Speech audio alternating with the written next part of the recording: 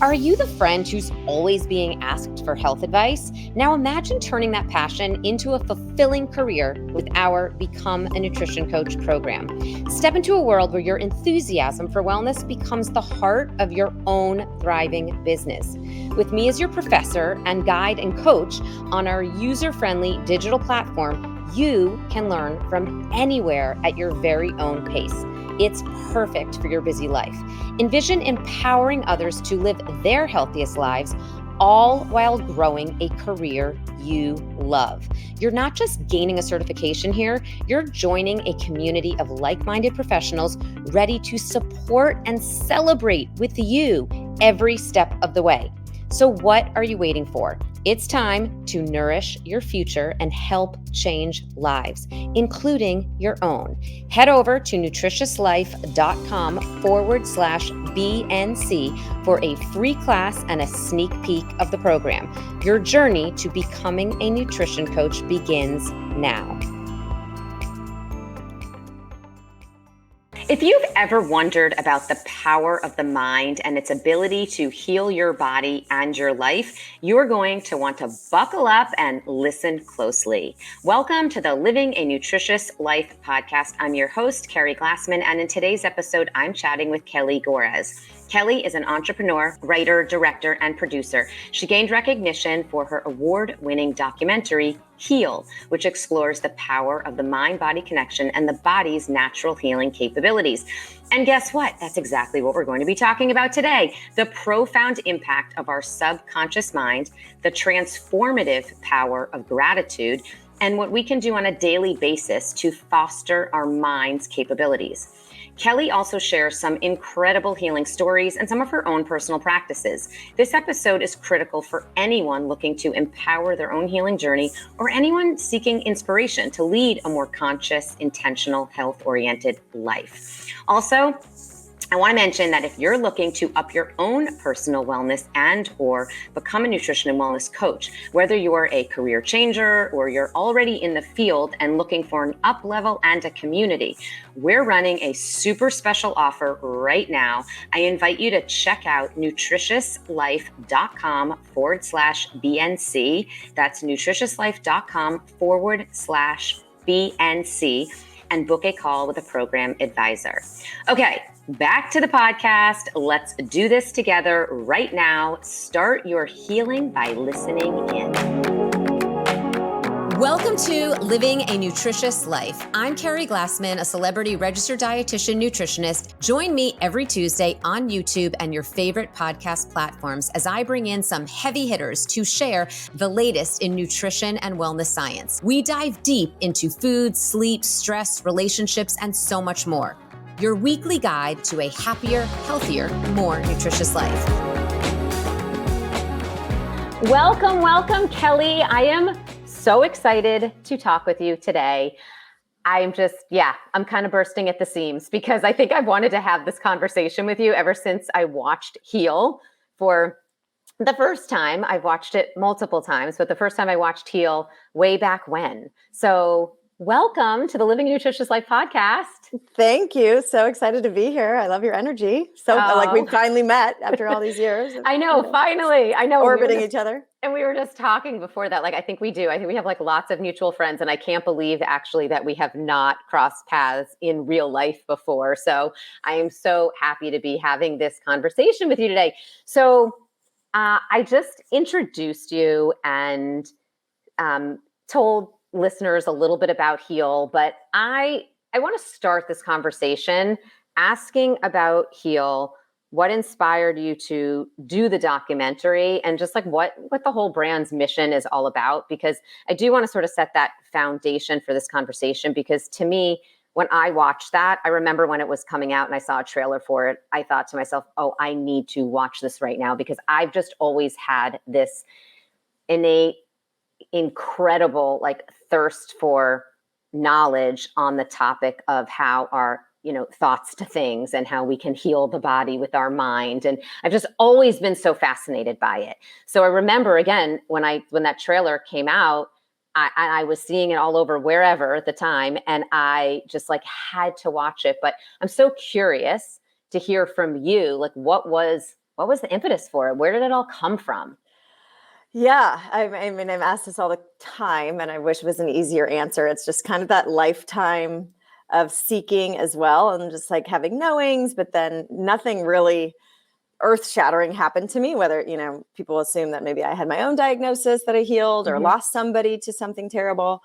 And that wasn't the case. I just, in my, later, I had grown up an actress. I'm trying to I've told this story in so many different ways because it's just kind of a lifelong calling that I understand that. hit Yeah, me that at the makes right sense. time. Yeah. Yeah. Well, and I also understand, by the way, what you just said about how you don't have this, your own diagnosis or this like big story with this big moment. I really do relate to that though, because people always ask, how did I get into nutrition? And I always say, again, I don't have this very specific story. It was just sort of in me, always this interest in nutrition and wellness. And I can go back and look on all these different little times in my life that there were signs that I should have seen as knowing that this is the direction I was going, but it wasn't this big thing. It wasn't this one big moment. So I really can relate to that, of it just being something that was kind of in you.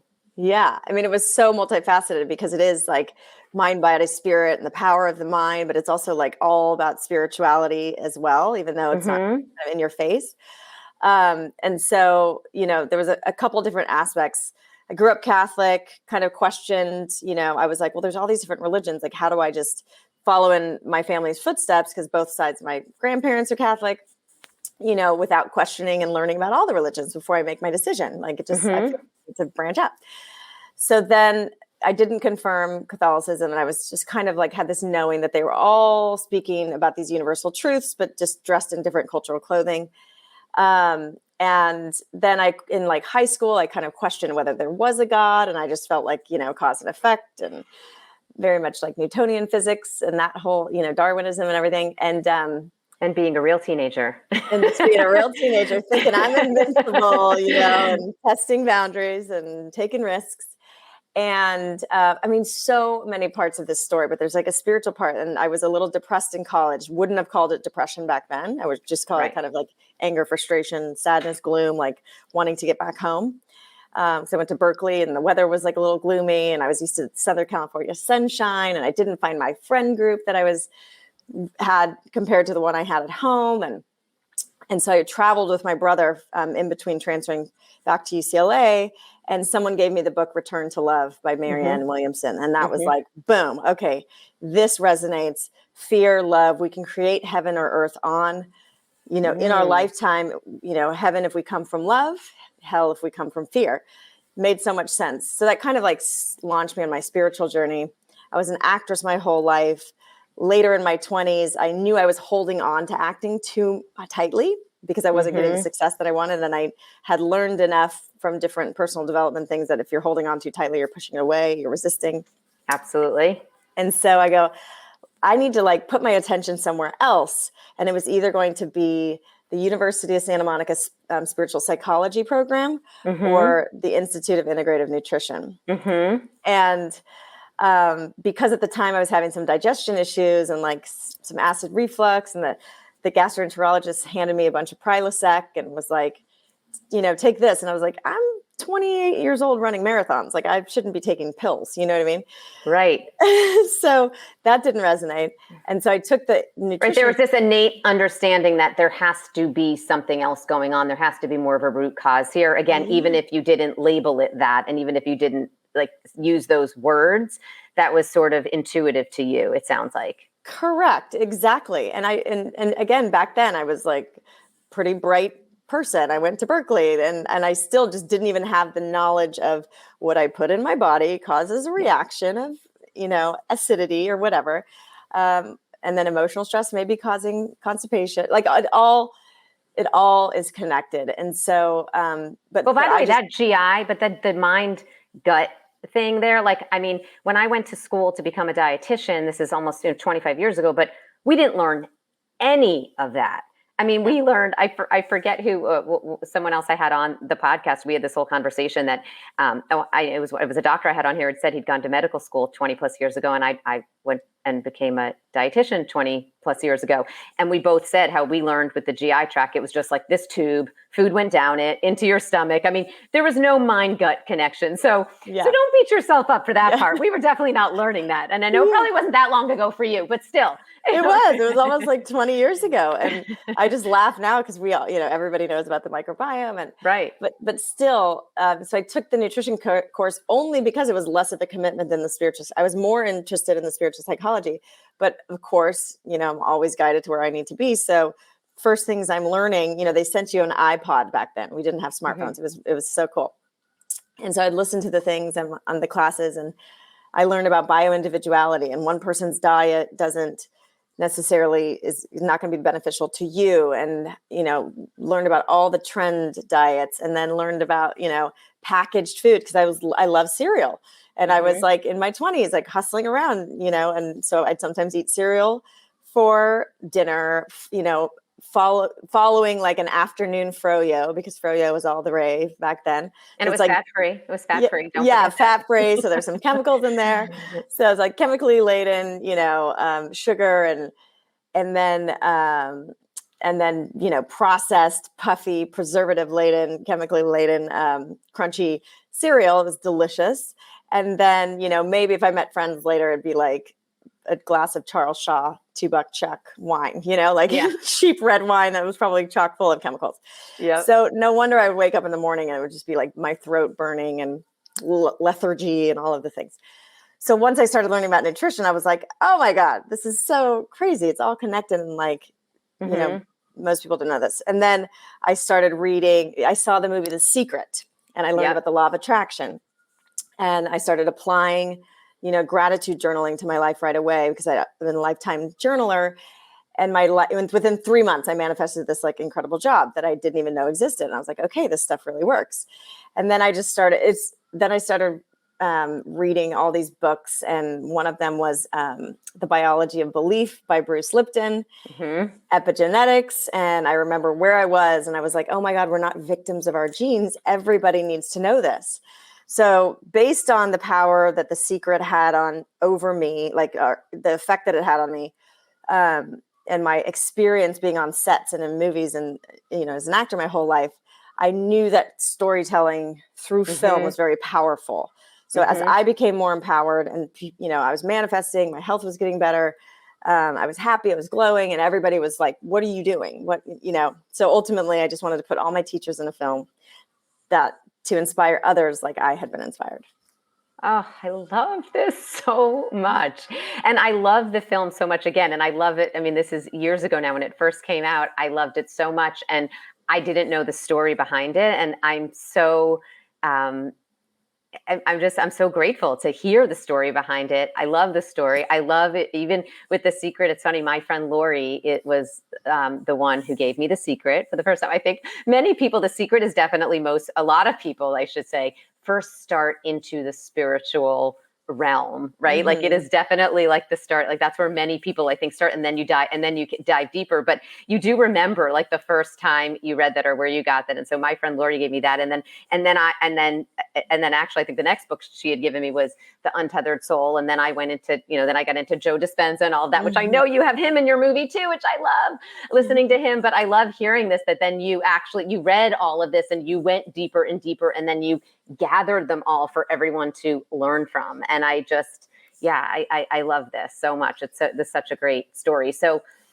I have so many questions for you, but I want to ask this question. So for people out there, what do you tell people out there that really aren't believers of any form of spirituality yet, right? Like, because there's definitely people at different sort of phases of this. And I think most people understand the power of like your mindset and, but there's definitely, people are different places in that journey. And some people never take that journey at all. Right. And some people are just naturally more spiritual than others. Other people, there was a moment or an event that made them more spiritual, or they dove in for different reasons. But for that person that is really not spiritual at all, or doesn't have any belief in, thoughts to things, right? Like where do you begin with them? How do you get them to understand the power of that? Or how do you engage them? Because I do think there's many people out there that think like it's okay, that's all like really woo woo, forget about it, that's ridiculous, and they really turn, they turn like their heads on that. They really do. They're like, nope, don't want, not interested. Yeah. And I think if you're someone, like yourself and me, and I'm absolutely a believer in the power of, thoughts to things in your mind and how your mind can, heal you, of course. So we're going to talk more about today.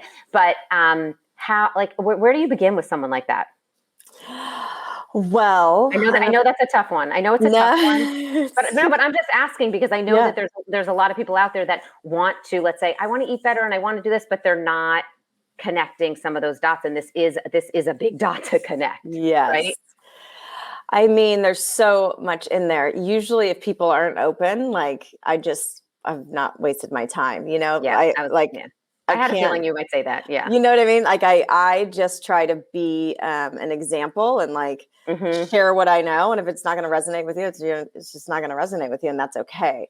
But I, just as you were saying that, like what I love is, the mind doesn't know the difference between what's real and what's perceived, which is why you can think of something stressful and you could like a past event, you could be reliving a trauma, an attack, and all of a sudden you're releasing stress hormones in your body when it's not happening in front of you. You're on your couch, but because your eyes are closed and you're thinking of that time, you all of a sudden are having a panic attack. So your body and your nervous system is physically having a real physiological and biochemical reaction to something that you're imagining in your mind from the past. Or if you think of, opening the fridge and taking out or grabbing off the fruit bowl a lemon, and you get your cutting board out and you take a sharp knife and you put the lemon down and you slice the lemon and it's like juicing and spritzing everywhere, and you take the lemon and then you like lick it. Like my mouth is puckering, imagining it. There's no lemon in my hand. There's nothing here, but my body is having a real reaction to my mind thinking about something. So that's just like, Joe Dispenza's story, that most of us, because of survival, our brain is automatically seeking out, making sure that there's no threats. So we're always kind of looking out for the worst case scenario. That's just the way our brains, they're evolving, but that's the way our brains are designed so that we can survive. And so I'm always encouraging, like, just based on those, our minds are often hijacked for the negative because we are reliving past traumas and we're stressing all the time. We're in this chronic stress response. But if we can consciously every day start to use our mind to focus on what we want, and put energy there, again, the mind and body and, the frequency doesn't know the difference between what's real and imagined. So we can close our eyes and breathe and meditate. And then all of a sudden we can start thinking of things that we're grateful for. And we're literally changing the frequency of our body, which sends out energy. We're all connected, so it's a bigger conversation, but it's just the power of the mind to shift the state of your body at the very basic level. Yeah, but I think, and it was interesting that you said sometimes you don't even waste your time. You just try to be the example. And I do get that because I understand if someone's really not open to it, they're not open to it. They're not necessarily going to make that shift. And I totally understand that. I wanted to ask it though, because I do think that there are like, and that's like sort of, I'm sure like the mission of something like Heal is to grab more people's attention and to bring awareness to people that might be ready to make that shift. So maybe if like you're really like not open to it all, then, again, you might not be there yet, but someone that's like on the edge there, like ready to be open-minded. I think that those stories that you just said, whether it's the lemon story, those are really good examples because I think they actually do. They explain to people, like everybody can relate to that. Everybody can relate to, they're mouthwatering or feeling anxious if they're thinking about a past event. Everyone's had that experience.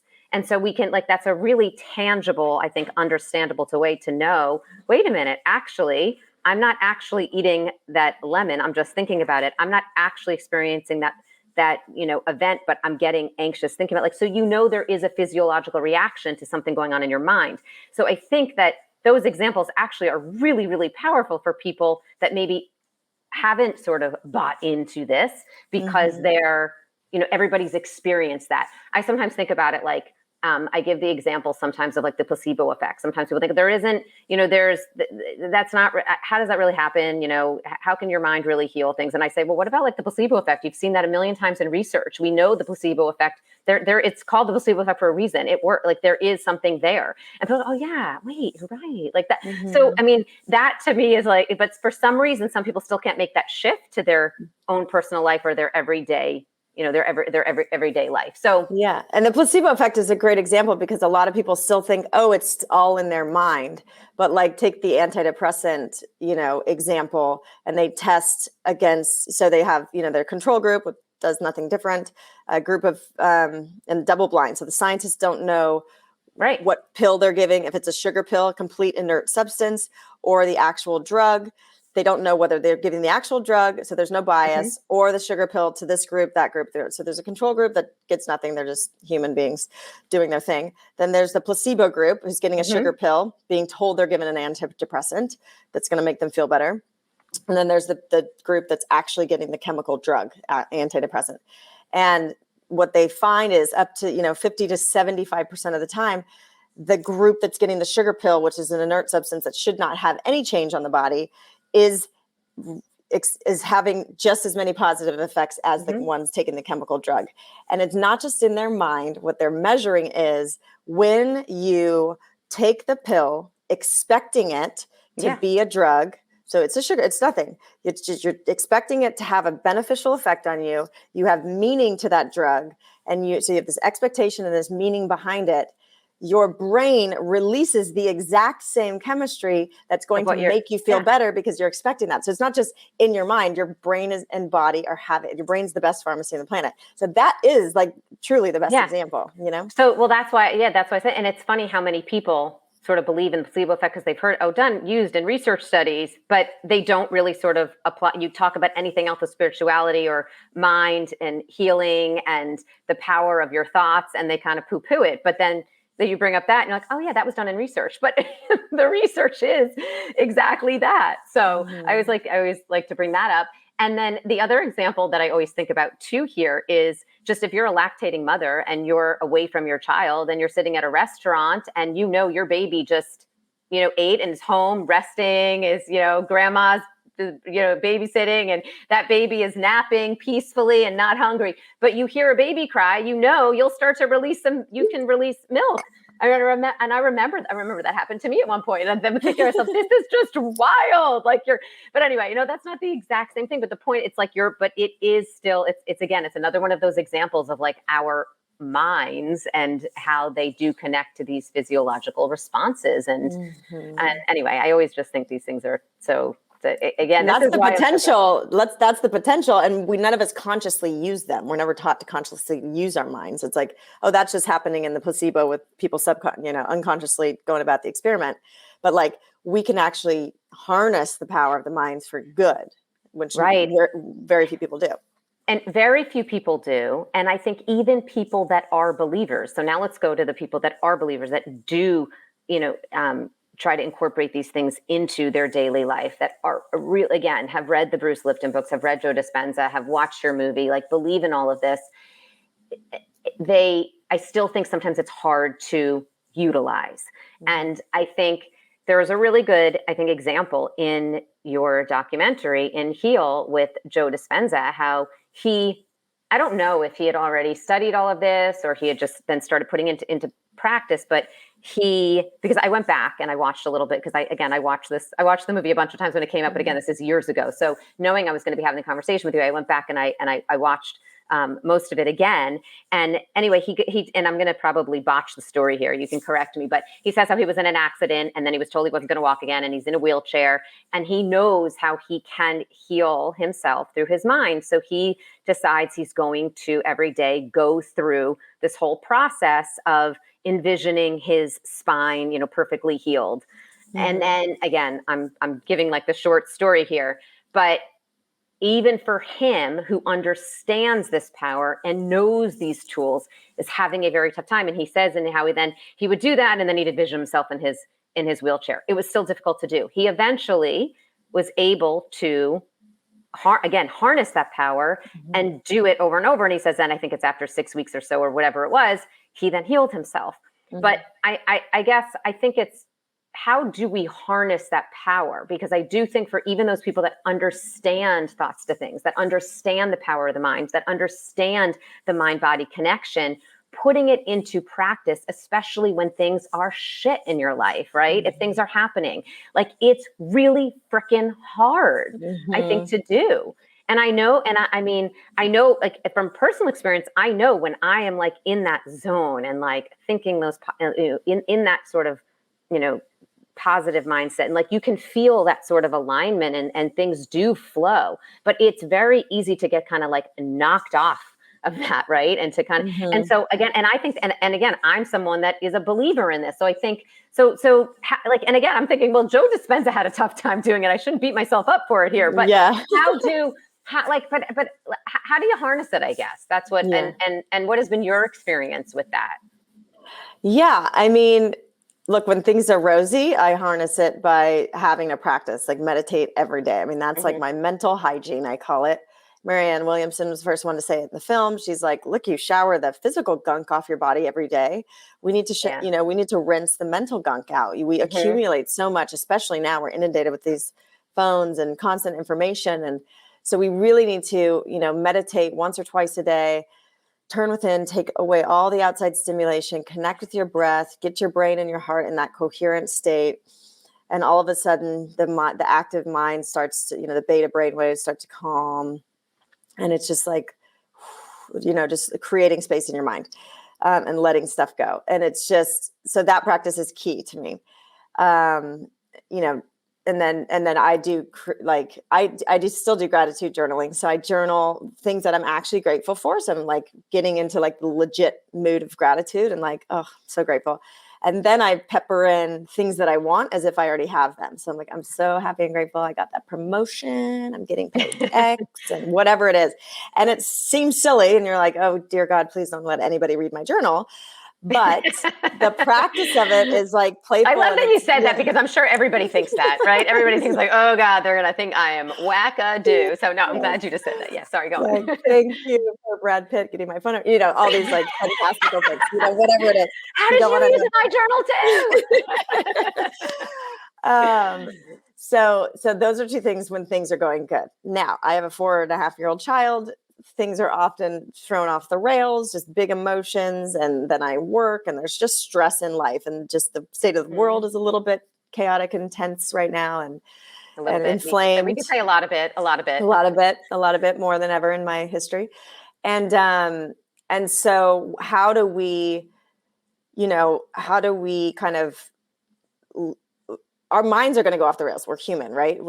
Emotions rip us off. Stress takes us over. We're reactive. We've got unhealed wounds, but how quickly can we recover? And I think like what you talk about, the 8 pillars of the nutritious life, it's like the more we can, it's all about self-awareness. I mean, that's the foundation, like tap in and start to be aware when you're losing your shit and okay, what triggered me, and just start to like, okay, I know my breath can calm me down, get to breath, take a moment, maybe don't say the hurtful thing, step away, whatever you can do to, scream in your car, scream into a pillow, like get the energy out. But I think the foundation, when you are overwhelmed and stressed by something, whether it's like going through a divorce or lost a job or in poverty, whatever these things are, it's like that foundation of like, okay, I really need to give my physical body the support it needs, because when I'm sleeping, when I'm eating well, when I'm not burnt out, when I'm like have boundaries, and I have, and again, it's harder if you don't have help and you're in survival, but all of the, like if movement, like those foundational things are going to help your mental health be in a more resilient capacity to then, actually be at the driver's wheel rather than, in the backseat of your own car. It makes so much sense. And I think it's kind of what I do. So that makes me actually feel good that I know I'm kind of, I guess I'm on the right track. I always think like when I am in one of those, like, let's say really off the rails kind of bad place, I always think, okay, I want to take a moment to tell you about our podcast sponsor, which I'm a super fan of. In today's fast-paced, go world, it's so easy to get overwhelmed and lose focus, especially when you're trying to accomplish critical tasks that require a sharp mind. If you're looking for a way to support your brain health and stay on top of your game, if you know me at all, you know I'm always looking to do that. Well, then you want to know about Cognizant Citicoline. This nutrient helps support brain function, and it plays a vital role in nourishing and protecting brain cells. Cognizant Citicoline can help support focus, memory, and attention, promote cognitive performance, and support overall brain health. It's also known for its ability to support brain energy and is backed by numerous studies that show its effectiveness. Whether you're a student, a busy professional, a multitasking parent, or anyone looking to optimize mental clarity and sharpness, adding Cognizant Citicoline to your daily routine can help you achieve those goals and support your brain for the future. It can be found in many different products, including chewables, gummies, beverages, and even cold brew coffee. Visit Cognizant.com for exactly where to find this ingredient, and don't forget to look for Cognizant on the label. I guess I'm on the right track. I always think, like, when I am in one of those, like, let's say really off the rails kind of bad place, I always think, okay, I'm just going to sit in here. I'm not going to try to push myself out of it and fix it, but I am going to really focus in, double down on those things that I know do make me feel at least a little better. It might not fix this other thing. I might stay in that mode, but it's not going to get worse. And I do know that probably chances are, and again, this is now, I'm 51. It's going to having dealt with things over my life. There's like experience here. It'll probably subside. This like off the rails feeling will probably subside if I stay focused on, okay, this is a time to eat even better. This is a time to make sure that my sleep is even better. This is a time to make sure that I get outside, not just exercise, but I get outside and I exercise. And then, okay. And I know, like, I'm just going to continue to do that, and without any pressure on, like feeling in a better mindset. And generally it does start to go in. Then you're at least in a better place where then you can put some of those other practices into play. Yeah. I exactly. think so. So I like how you were saying that. It's like you focus on those things that you can do. And so, yeah, I totally agree there with that.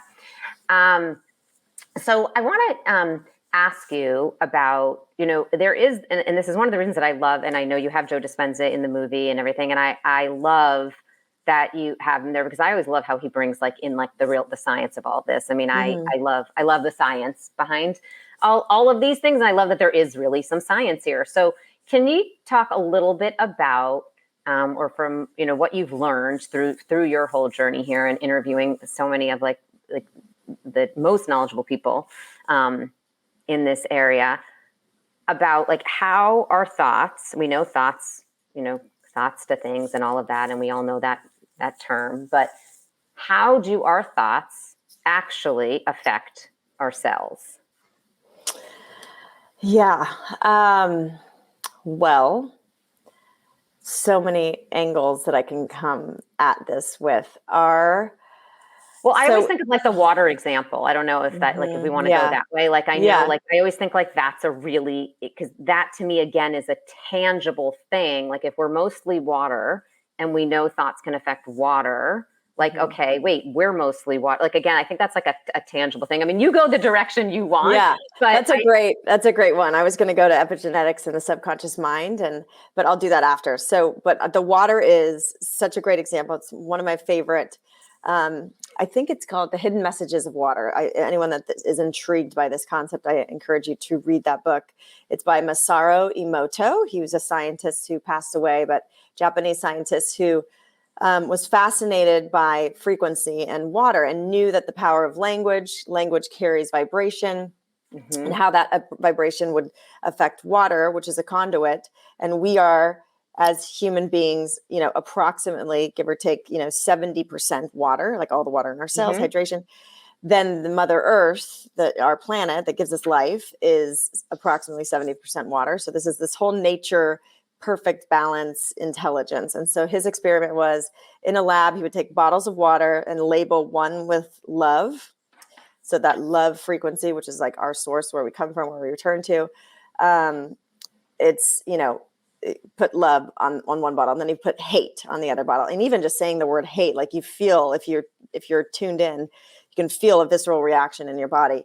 Then he froze the water, looked at the crystals underneath the microscope, and the love water was very like symmetrical, beautiful, harmonious crystals. The hate water crystals were disjointed. There was no mathematics or geometry. It was just like chaos and, very disjointed, no harmony.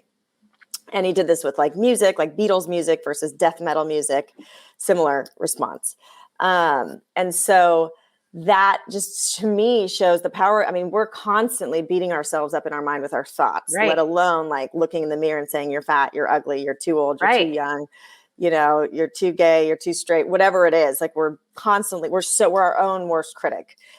And so that language and those thoughts carry frequency, which then affects the water structure in your body. So no wonder disjointed crystals like start to form, and it just disrupts, but if you're starting to, that's why affirmations tend to work. It's like, you're just practicing sending yourself love. And again, just like, whether, we're designed to look for the negative in our environment and at ourselves and beat ourselves up. It's like, become awake and conscious, and then start to have the practices that do the opposite and just infuse self-love and, towards yourself. And the more compassionate, harmonious, and in sync, and in, the way your body's designed and at ease rather than dis-ease your body is, the more open and compassionate you can feel for, fellow man and humanity.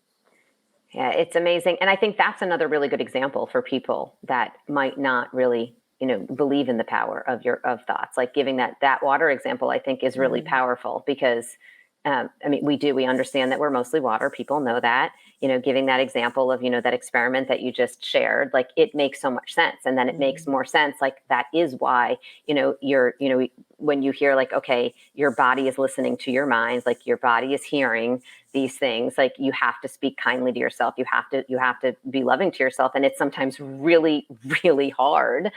But when you understand, I think, what's actually going on and that there is science there and the why behind that, I think it can be more inspiring and motivational to some people that might not, lean towards that naturally. So I really like that. You can dive into the epigenetics part too, though, if you want, because I want to hear what you were going to say about that. Oh yeah. It's, it's like the basic, what Bruce Lipton says it much more articulately and, in the film, much more beautifully, but, we have these subconscious minds and these conscious minds, and subconscious programs are running 95% of our lives. And the conscious thinking mind has about 5% control. And so our subconscious programs develop, mostly between the ages of 0 and 7. So we're basically just downloading other people's programs from our environment and their energetic imprints. If there's stress in our environment, then, maybe we believe that the world is not safe. We're taking, whatever our caretakers, our environment, our culture, like we're just imprinting and downloading this program. So we're operating 95% on programs that aren't even our choice, that aren't even ours, and they're subconscious, so we're not even aware of them. And furthermore, 75% of them are negative and disempowering. So we got that going for us. So a lot of people are trying to change their life with their 5% conscious mind, and it's just not good enough, which is like why spiritual bypassing and all these things don't work. And I'm guilty of doing it as well. And it's like how we really need to drop in and change the programs. And I'm not here. It's easier said than done. There's so many different modalities out there that can help us do that. But, to know that about yourself. And so like when cancer is able to develop in your body, it's because there's a terrain in your body, a frequency, a field in your body that has allowed that cancer we all have cancer cells in our body, but what environment in your body has been allowed to be created in order for the cancer to grow. And so, that environment comes from not only like toxins and stuff we put in our body, but also energy from our thoughts and our beliefs. And so all of that to say, we're not to blame for allowing this terrain and this shift in our body that will allow this cancer to flourish. But we do need to take responsibility and go, oh, there's some subconscious programs that I'm not even aware of that I had that are no longer serving me. And I need to not only do what I need to do to address the cancer and perhaps it is some sort of conventional treatment because it's a later stage cancer but if you just bombard it with chemo and you don't change the subconscious programming or the toxic environment you're in, or you don't change anything else except for kill, that cancer is almost guaranteed to come back. So we really have to, holistic doesn't mean like only natural. Holistic means realizing that everything is connected. You can't just, cut, kill, and burn and not change anything else because so smart. We want to create an environment where cancer just doesn't thrive because everything's in harmony and working the way it should because we're supporting the body in the way it's designed. Yeah. Wow. So smart. And I like how you just explain that holistic. It doesn't just mean, all natural. It means, looking at it, like you just said, holistically, like you might need to kill the cancer in a more traditional method, but you also need to shift the other things in your environment, including the environment of your mind. So I like that. That makes a lot of sense. On that note, actually, what's the most remarkable healing story you've heard? I feel like you've heard so many incredible stories, and there were so many incredible stories in the film. But I mean, do you have one that pops into your mind that you're just like, wow, this was like the most incredible story of someone changing their trajectory of their life through their thoughts? Yeah. I mean, I just interviewed a woman, I think it's out this week, actually. Stage 4, she was like a mindset coach. So she was set up kind of like Joe Dispenza was a chiropractor and he broke his spine. Like this woman is a mindset coach and had been like all this cancer around her. And then she got diagnosed with the HER2 aggressive breast cancer. And she was just, she was going to, anyways, 2 years later, it had gone to her brain as well. But she applied, like, she's just poster child of heal. She applied like all the things that she just did the research and ultimately decided to do a natural path of healing and juice and go mostly raw and vegan and all these things, movement, mindset, all of these things. And within 2 years, complete radical remission without any chemo and radiation. So I love that story. But she's like, so that's just, I want more stories out there to show people what's possible by really supporting the body in the way that it wants to be supported.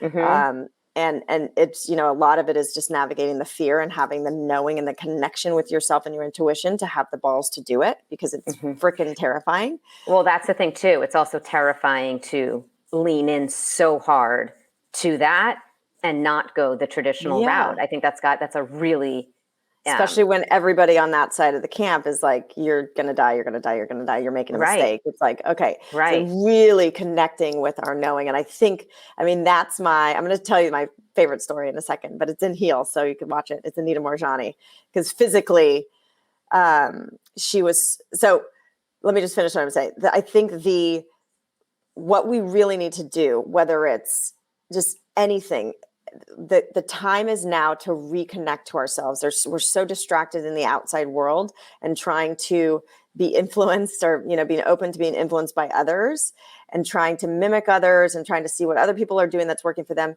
We really have to start to cultivate practices that tune us into our own truth and our own intuition, because we are all here divine beings with our own specific gifts and unique gifts, and we need to share them. And our truth is the only truth that's going to light the right path for you to heal and express your gifts and all of the other things. And that takes a lot of courage to do that. But with like the rise of AI, which could be awesome and it could be terrifying, we need to be able to discern what's real and what's like truth with a capital T and what's like fabricated in AI and weirdness, So we're really turning back to like our truth and intuition. And I think that's like what we need to focus on right now. I just kind of got the chills. That's like, you're absolutely right. It's all that. And our body never lies. Our bodies are so intelligent, and our intuition, our higher self is always communicating, and we just have to like quiet the mind and tune in and cultivate awareness so that we can translate the language and hear what our soul is trying to say. But Anita Morjani, most amazing story and she was when I heard her story, I was finally ready to do Heal. It took like 6-7 years to marinate and be ready to go. But she's stage 4 cancer. She had lost her best friend to cancer. She had grown up in a very kind of discordant rigid Hindu family. She decided not to do the arranged marriage because she had been exposed to so much Western life in Hong Kong, really brought shame onto her parents. So she had this like, not a great relationship with her dad. And then she got diagnosed with lymphoma stage. So she tried all the, Indian alternative routes and the Eastern medicine. She did chemo and radiation. She tried everything. She ended up in the hospital in a coma after years of like battling lemon-sized tumors. So this is why it's so remarkable. Physically gone. I mean, they couldn't even find a vein.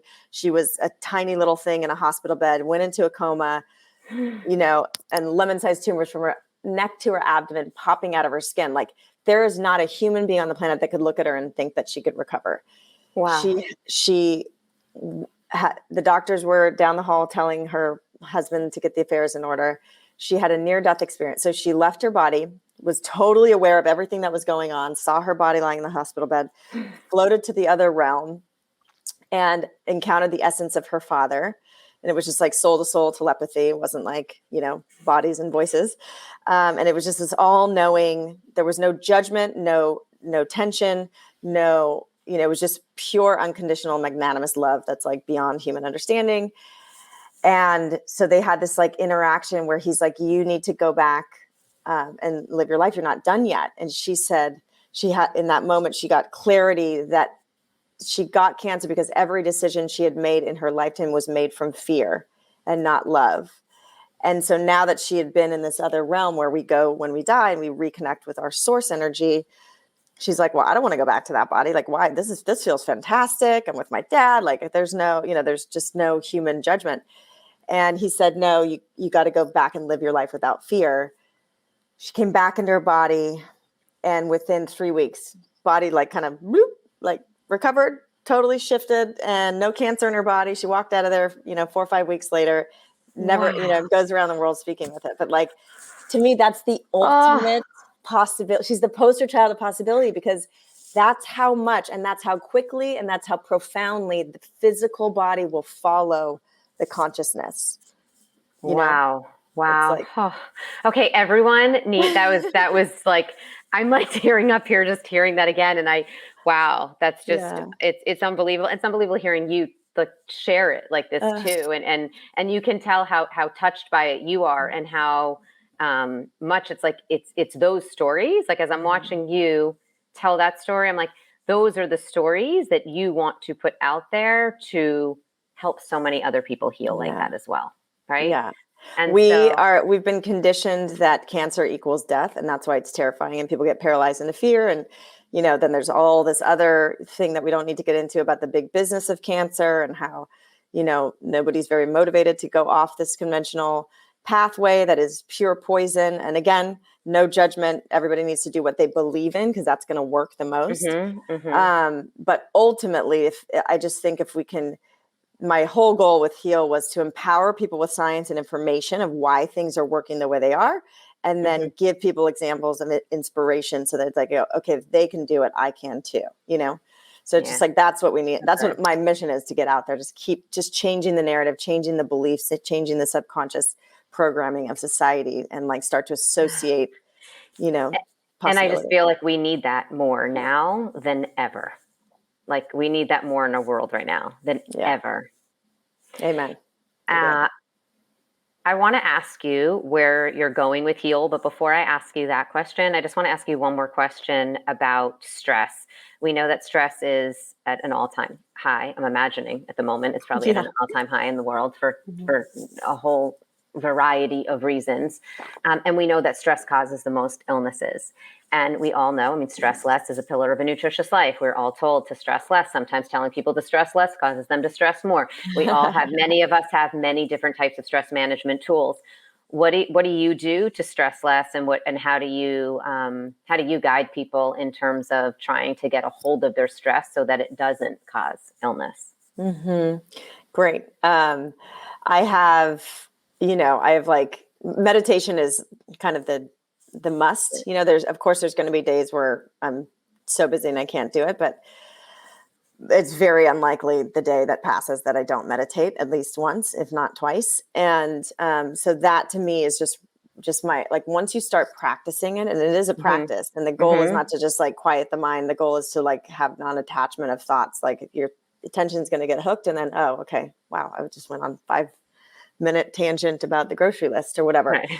And then you come back to your breath, and it's just this practice. And the more you practice, the easier you can get to peace, the more you can like drop into these like dips into consciousness and unity and just peace and calming your nervous system. So it's like practical and spiritual at the same time. But it's a practice. And for me, I grew up playing, lots of sports. So movement is like a mental health must for me. I have to move my body. And again, some days are busy, too. But like, and then I would really recommend just nature. Like the happiest people I know, I just spent a week in New Zealand on a amazing regenerative farm, and just like the guy that lives in the bush and teaches, troubled teens about, nature. He's just this exuberant childlike energy. I mean, nature really has a healing, joyous frequency if you can connect and disconnect from tech and really just connect with this incredible, awe-inspiring, perfect system out there. So those are, of course, sleep and nutrition and all of that stuff helps the foundation. But to me, it's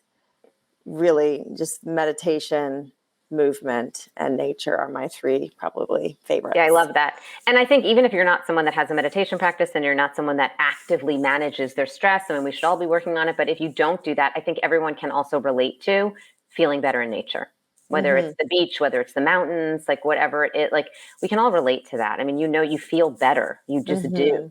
I don't know anyone that doesn't feel better when they're, I mean, some people might be more of a city person than a mountains person, but like everyone understands the power of being in nature. I think most people do. So I really like that. So tell us what is next for Heal. What's happening in the near future with Heal? Yeah, it's interesting. In the fall, I just kind of got this, Heal just keeps on living and growing and evolving. And so, after Heal, like it became a book because there was so much info and interviews and wisdom on the cutting room floor that I was able to put it in a book form and add like 40% more content to the book. It became a book, and now it's a podcast. And now we're doing, starting to do events, and we do these online summits so we can interview more people. And so it's just been trucking along kind of organically with a really small team for many years. And I had a child, and, I just needed to recover for a minute and just survive COVID and all of the things all of us did. And now I'm like, okay, Heal continues to live. It's kind of evergreen, as far conceptually, it's like pretty timeless, at least for the foreseeable future. And so we are kind of doing a rebrand overhaul, and it's going to, because it's beyond the documentary, and Instagram still says @Heal Documentary. It's all going to be Heal with Kelly. So it's just an infusion of energy, and it's Heal with Kelly. It's not a guarantee you will heal with Kelly. It's I'm a seeker. I'm on the journey. I'm constantly like trying out modalities, traveling to the I'm just an investigator. And so I want to try all the things for me because, it's a constant healing process, life. Right. And then share with the audience, the community, like what I learn. And so it's just kind of becoming this living, breathing platform journey that we're all on together, and we love it. Yeah. So well, I can't wait to be on that journey and follow along. So that's amazing. That's so great. Thank you so much. I'm really excited to see where it goes too. Thank there's you. so much. Just so, like I said, I could watch the documentary just so many times over, and the Heal podcast too. I could listen to, everything on there. So good. And you have another, Peter Crone, one of my favorites also.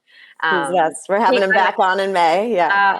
I love Peter. Actually, well, this is a story for another time, but I'll tell you another time though. He actually gave me, he would probably laugh if you heard this, but at one point I met him actually at a Goop conference originally. And then I met with him another time when I was in LA, and he gave me the best parenting advice ever. But I'm going to wait and save that for. I'll share that. I'll share that another time. It's a whole other story. But yeah, he did. I don't even know if he remembers, but we'll talk about that another time. Anyway, last question for you: how do you ignite your nutritious life on a daily basis? Oh gosh, I feel like I kind of just said, basically.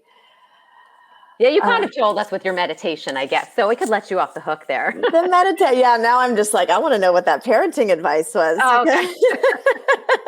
But it is, it's truly gratitude to shift everything. I think gratitude is one of my pillars, and I play with it in journaling. But even if just like I'm starting to get, I don't know, just gratitude is such a great tool to lean into when you start to get sucked in by your own drama and woe is me. It's like, oh my God, like my problems there are a lot bigger problems in the world right now. It just like puts perspective, and so you start to be grateful. And so yeah, just like staying in that humble gratitude and the awe of life. And truly, to me, I mean, it's so hard to answer that question that you started the interview off with, of like the people that don't get it. It's like, I'm just going to continue hopefully my life or my example will resonate.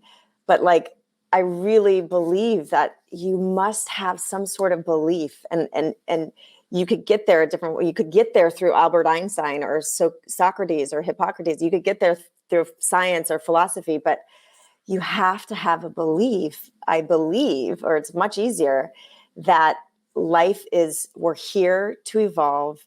The only constant is change. We are going to be pushed by this intelligent life force energy, call it God, call it spirit, whatever, towards our evolution. And, the amount of resistance is equal to the amount of disease and suffering that we have. And so to really, really believe that life is happening for us, to nudge us in this direction of our evolution, of our soul's mission to come here, and not to us, we can really have the wherewithal, and we will still break down, and we'll still feel sorry for ourselves, and we'll still cry and bitch to our friends. But like, we have to believe that life is happening for us and not against us or to us, Oh, that is like the perfect way to end this. And I'm going to say that to myself every single day. I love that. That is just so beautiful, as are you. Thank you so much for everything you're doing and putting out into this world. And thank you so much for being on here today with all of us. And everything we mentioned in here, everyone, you can find in the show notes. So you'll be able to find everything about the Heal documentary and about the whole Heal brand in the show notes. So thank you so much again. I can't wait to continue our conversation. Me too. Thank you. And I could say all the same wonderful things back to you. Thank you for the amazing work you're doing. Thank you.